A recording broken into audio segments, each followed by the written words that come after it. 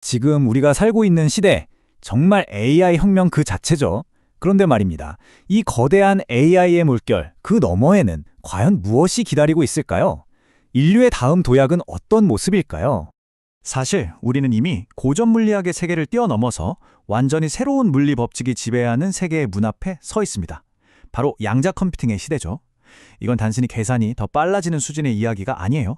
물질과 에너지, 그 가장 근본적인 단계에서 현실을 이해하고 또 조작하는 말 그대로 세상의 규칙 자체를 다시 쓰는 열쇠가 될 겁니다. 그래서 오늘 이 AI 너머의 세상, 바로 양자 기술에 대해 한번 제대로 파헤쳐 보려고 합니다.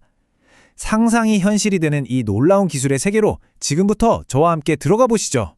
자, 그래서 오늘은 이런 순서로 한번 떠나볼 겁니다.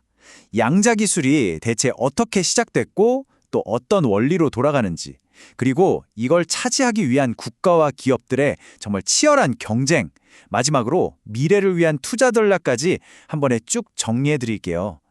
자, 그럼 첫 번째 이야기부터 시작해 볼까요?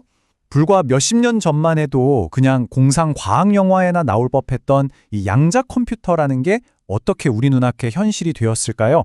그 시작부터 한번 따라가 보겠습니다.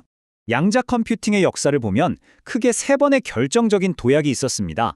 1981년 천재 물리학자 리처드 파인만이 자연현상을 제대로 이해하려면 자연의 언어인 양자역학으로 컴퓨터를 만들어야 한다는 아이디어를 처음 냈고요.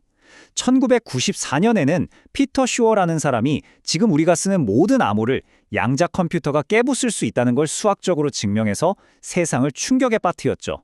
그리고 마침내 2019년 구글이 시카모어라는 컴퓨터로 당시 최고 슈퍼컴퓨터가 1만 년 걸려서 풀어야 할 문제를 단 200초 만에 풀어버렸습니다. 인류가 양자 우월성의 시대에 들어섰다고 선언할 순간이었죠. 아니 대체 어떻게 이런 말도 안 되는 성능이 가능한 걸까요? 그 비밀은 바로 우리가 사는 이 거시 세계와는 아예 규칙이 다른 양자 세계의 아주 독특한 원리들에 있습니다. 지금부터 그 핵심을 한번 쉽게 들여다보죠. 핵심은 바로 이 큐비트에 있습니다. 기존 컴퓨터가 쓰는 비트는 그냥 켜지거나 1, 꺼지거나 0, 둘 중 하나인 전등 스위치 같은 거잖아요. 근데 양자 컴퓨터의 큐비트는 마치 뱅글뱅글 돌아가는 동전 같은 거예요. 멈추기 전까지는 앞면일 수도 뒷면일 수도 있는 상태, 즉 0이면서 동시에 1일 수 있는 이 중첩 상태가 가능한 거죠.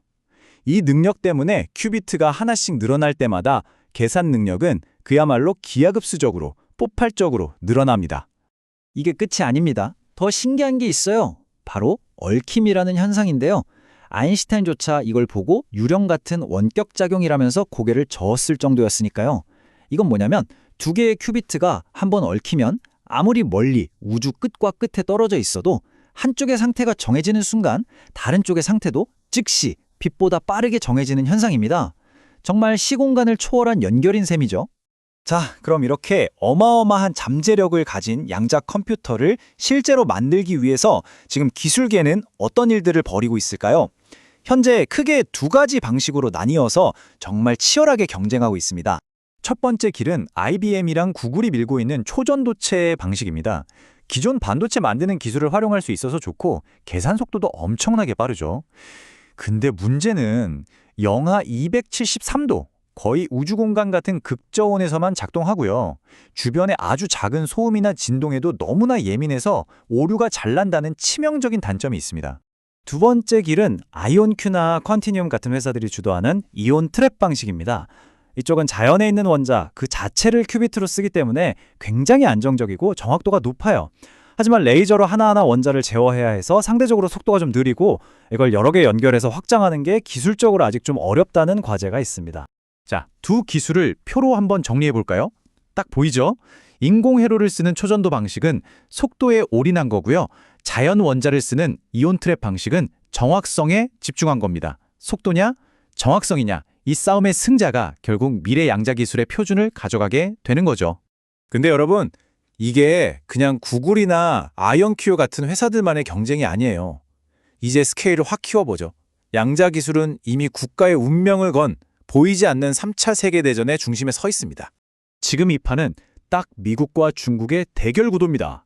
미국은 우리 마당은 작게 관리하되 담장은 아주 높게 쌓겠다. 이른바 Small Yard, High Fence 전략이에요. 핵심 원천 기술은 절대 중국으로 못 넘어가게 꽉 막고 있는 거죠. 반면에 중국은 국가 총력전입니다. 말 그대로 나라의 모든 걸 쏟아 부어서 기술 자립을 하겠다는 거죠. 특히 묵자호 같은 양자통신 위성을 세계 최초로 쏘아 올리면서 어떤 분야에선 이미 미국을 앞서가고 있습니다. 이렇게 나라들까지 나서서 싸우는 와중에 그럼 진짜 선수들, 이 기업들은 어떤 전략을 쓰고 있을까요? 지금부터 플레이어들의 게임을 한번 들여다보겠습니다. 자, 근데 여기서 우리가 꼭 알아야 할 현실이 있습니다. 아직은 NISQ 시대라는 거예요. 이게 뭐냐면 Noisy Intermediate Scale Quantum, 즉 아직 양자 컴퓨터가 에러도 많고 좀 시끄럽고 불안정하다는 뜻입니다. 스스로 오류를 고치는 진짜 완벽한 컴퓨터가 나오려면 최소 10년, 어쩌면 그 이상을 봐야 한다는 거죠. 이 길고 긴 싸움에서 IBM이나 구글 같은 하드웨어 거인들은 우리가 처음부터 끝까지 다 만들겠다는 풀스택 전략을 쓰고 있습니다. 결국 최고의 컴퓨터 딱 하나를 만드는 회사가 시장을 전부 다 먹을 거다, 이런 승자독식의 미래를 그리고 있는 겁니다. 하지만 마이크로소프트나 아마존 AWS는 생각이 좀 달라요. 이들은 누가 이기든 상관없다는 식이에요. 특정 하드웨어에 모든 걸 걸기보다는 누가 만든 컴퓨터든 쉽게 접속해서 쓸 수 있는 클라우드 플랫폼을 만들고 있죠. 양자 세계의 백화점, 아니 일종의 허브가 되겠다는 야심입니다. 근데 여기서 제일 흥미로운 플레이어가 바로 엔비디아입니다. 엔비디아는 금광, 즉 양자 컴퓨터를 직접 캐려고 하지 않아요. 대신 19세기 골드러시 때처럼 금광을 캐는데 꼭 필요한 곡괭이와 청바지를 파는 거죠. 양자 컴퓨터 개발에 필수적인 GPU 슈퍼컴퓨터나 하이브리드 소프트웨어요. 누가 금을 캐든 결국 자기들 장비는 써야 하니까 정말 영리한 전략입니다. 자, 이걸 투자 관점에서 보면 딱 정리가 됩니다. 앞으로 한 5년 정도? 단기적으로는 어떨까요? 기업들이 비싼 양자 컴퓨터를 직접 사기보다는 빌려 쓸 테니까 곡괭이를 파는 엔비디아나 클라우드 플랫폼인 MS, 아마존이 유리하겠죠.